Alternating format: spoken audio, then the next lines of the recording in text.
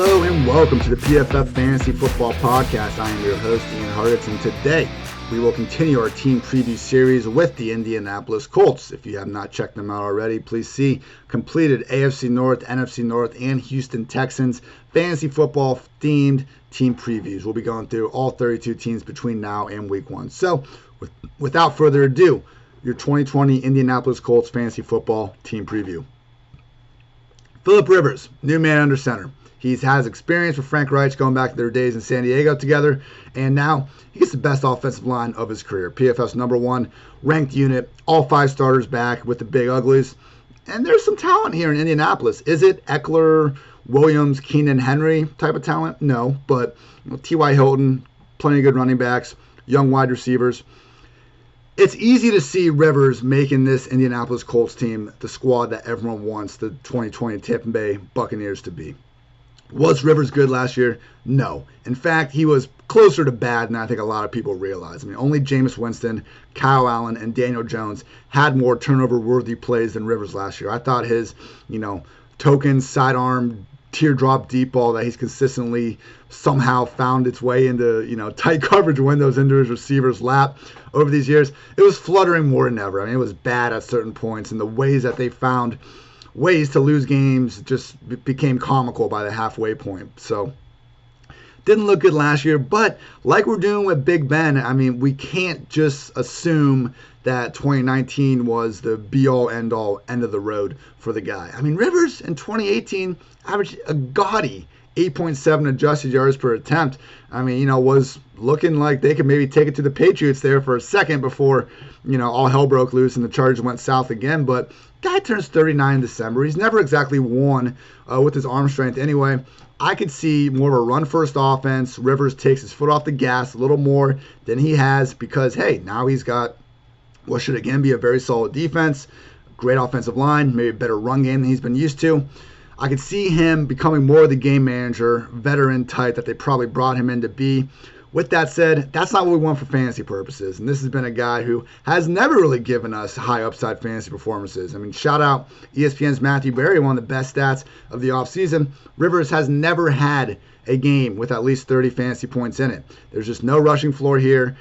Maybe he can rejoin the 30 touchdown club this year, but it's going to be tough in what's likely going to be a run-first offense.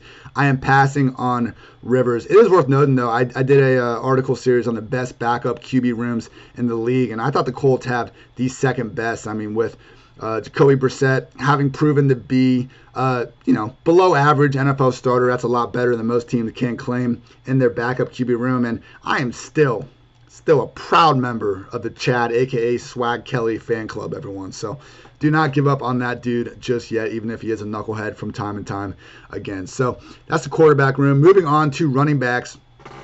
Let's quickly go back into the past for a second, because in 2015, Frank Reich running, the Chargers offense, they drafted a young Wisconsin first-round running back by the name of Melvin Gordon. Now, did Melvin Gordon get the big role that everyone assumed their first-round running back would get?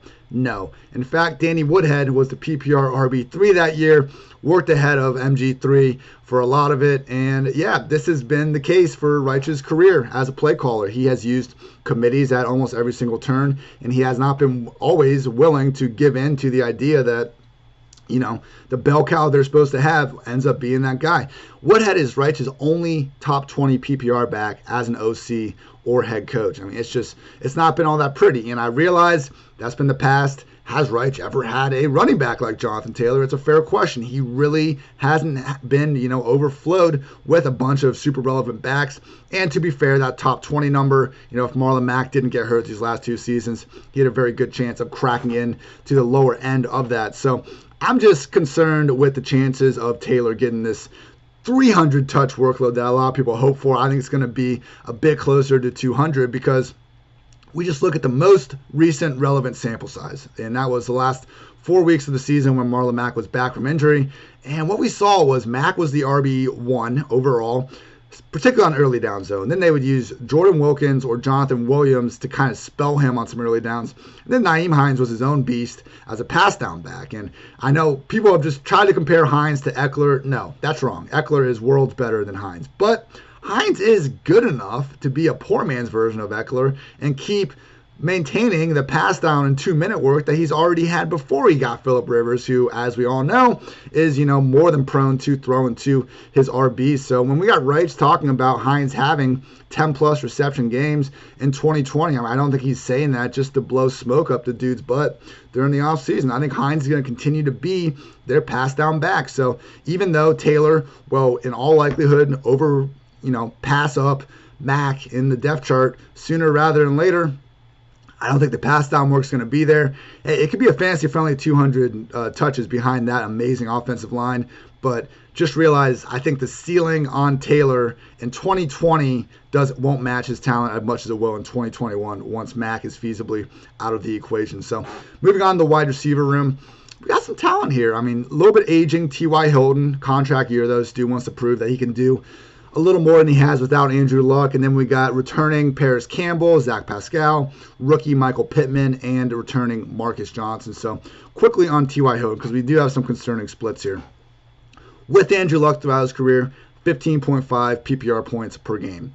36 games without Andrew Luck, that's a big sample there. 36 games, 11.6 PPR points without Andrew Luck. So a lot of that is Jacoby Brissett under center. And, I just wonder, he's always been a little bit of a situational receiver. He's got similarly extreme splits, indoors versus outdoors. I would have loved for T.Y. to have been an overqualified wide receiver 2 at some point. You just think back to the passing games that Andrew Luck had. He got Eric Ebron to score like 14 or 15 touchdowns in the year 2018. I just think Hilton's one of the most underrated receivers of the last 10 years. I'm not trying to take anything away from that dude. He more than performed as a wide receiver 1 for plenty of seasons over the last decade.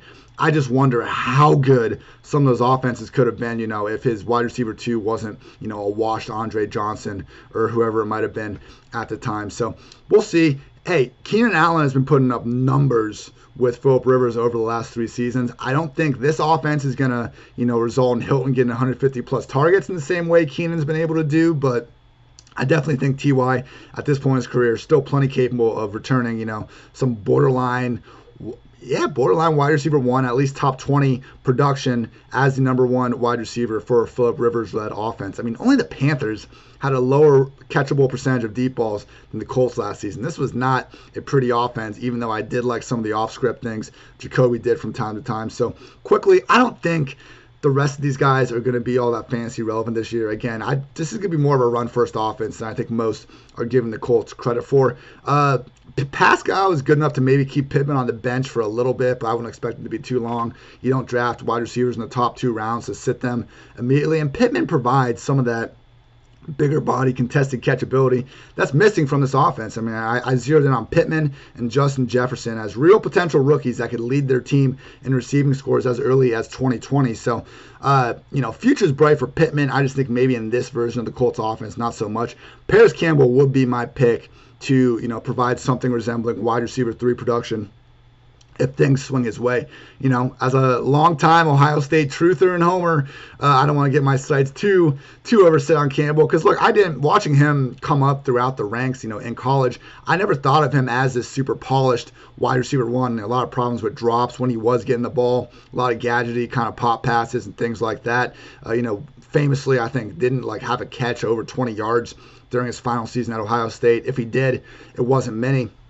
But then we went into last year, and this dude just couldn't stay healthy. But when he was on the field, we saw the same angle erasing speed, and we even had Reich and other people hyping him up in training camp saying, no, he can be way more than just a gadget type. We think he's a true wide receiver 1. So, history of wide receivers that don't do anything year 1, coming back and doing more, isn't spectacular. I don't know how many opportunities could be there for Campbell, but he can make the most of them. I still think the future is bright for Campbell. Going on to tight end room, I've seen a lot of Jack Doyle hype. I hope everyone realizes that they have signed Trey Burton to replace Eric Ebron. And, they have Mo Alley-Cox there, too, that didn't want to let get away. I have a very hard time believing Jack Doyle is going to get this 90% plus role and just be the featured guy. He was that in 2017 with Jacoby Brissett, and he managed to do enough good things to be a fantasy tight end 1. But, that was before Ebron was in the picture. And again, Reich adding Burton, who they worked together in Philly, that's troubling for me. So I just think the floor and ceiling for both guys is low as long as they're healthy. And honestly, even an injury to one of them, I think Mo Alley Cox has done enough things to that organization to probably get in there. I'm largely fading the Colts tight end room. Just, I understand Rivers has enabled plenty of fantasy-friendly tight ends over the years, but to me, this looks like a 2, if not 3 tight end committee, and there are just more athletic and better options available throughout the league in the later rounds of fantasy drafts. So, verdicts in my fantasy ranks for each dude. I have Rivers as my QB 26, one spot behind Drew Lock, one spot ahead of Sam Darnold. Don't draft him, guys. There's just not enough with fantasy ceiling. We've seen this time and time again. New offensive line, great, but we're not going to get the spike weeks. Running back, I have Jonathan Taylor as my RB 24, one spot behind Devin Singletary, one spot ahead of Raheem Mostert. Just concerned about that overall touch ceiling, and to get Taylor, hey, keeper leagues, rookie, he's my rookie RB2. I'm not hating on the guy at all, but I just think anything above that RB2 borderline might be wishful thinking in terms of volume. Marlon Mack's my RB53, Nyheim Hines RB55. I don't want running backs where if guys get hurt, their backups are now going to be in committees. And to me, that's Mack. That's Kerryon Johnson. I don't want these incumbent veterans that are going to lose their job at some point. Even if the rookie gets hurt, we have plenty of evidence that they're not going to be in a committee. I mean, Mack was one of my my rankings versus ADP. I am far lower on Mack than most. He's a great player. There's nothing against Marlon Mack, and maybe he makes some things happen in the first few weeks, but, Taylor and Mack are both not going to ball out for the whole season. Maybe it's Mack ahead of Taylor for a little bit. I have a very hard time believing we're going to see this thunder and lightning, 2, great early down RBs while Hines does his thing. I think you need to set your flag with one of these guys and let the other 2 go for the most part. Hines as a later round dude and hope he gets that Eckler role. A little bit different, but especially the early down guys that aren't going to get the 3 down roll. Someone gets hurt, stay away. I have T.Y. Hilton as my wide receiver 23, one spot behind Cortland Sutton, one spot ahead of A.J. Green. Look, in this wide receiver 20 range, just take before you fade these guys, just realize being the undisputed number 1 pass game option of your offense is rare, and that is exactly what Hilton has.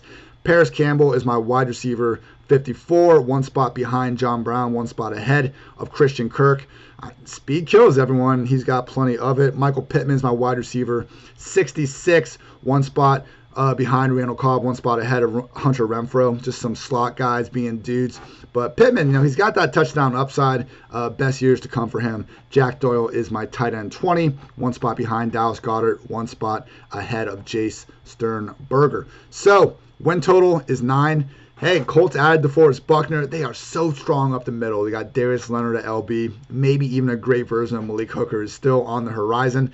There's my Buckeye homerism getting the best of me again. Apologies, everyone. But amazing offensive line. They took down the Chiefs in Arrowhead last season with Mahomes under center. I mean, this team is far more complete than most give them credit for. I think the 9 win total is perfect.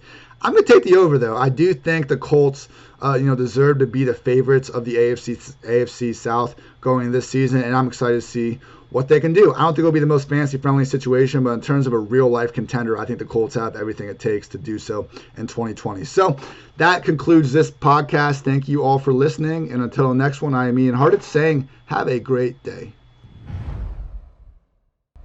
Thanks for watching the PFF YouTube channel, and if you want to subscribe, all you have to do is push the button. Don't forget everything you get. A little fantasy, push the button. A little green line for the gambling aspects of the game, push the button. College football, push the button. The YouTube channel from PFF.